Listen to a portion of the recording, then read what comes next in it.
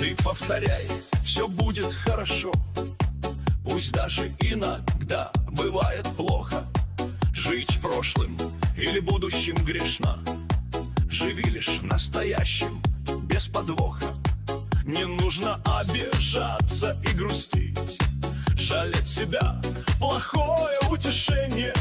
Не можешь что-то в жизни изменить, так измени свое к ней отношение. Everything will be fine, just say it loud and clear. Even when the path is filled with fear, the past is gone, the future's yet to be.